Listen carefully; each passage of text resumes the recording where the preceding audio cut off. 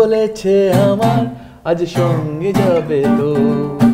Welcome to Tollywood reporter in 120 seconds.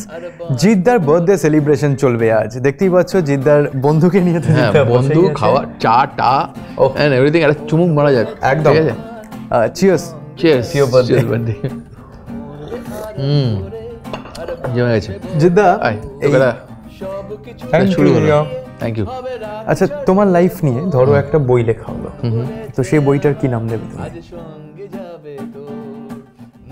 সেই বইটার নাম দেবো জিত। কেননা আমি খালি আমার নামের জিত বা আমার জেতাটা নিয়ে আমি বলছি না, বা আমি কি করতে পেরেছি আমি সেটা বলবো না। প্রত্যেকে জিতুক, মানে যারা যারা স্ট্রাগল করছে আজকে।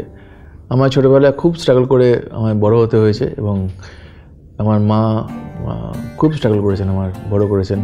তো যারা যারাই আজকে স্ট্রাগল করছে, এবং সে যে ফিল্ডই হোক, গান বাজনা হোক, খেলাধুলা হোক, সবাই জিতুক। আমার কাছে সবার জন্য প্রেয়ার, সবার জন্য প্রার্থনা।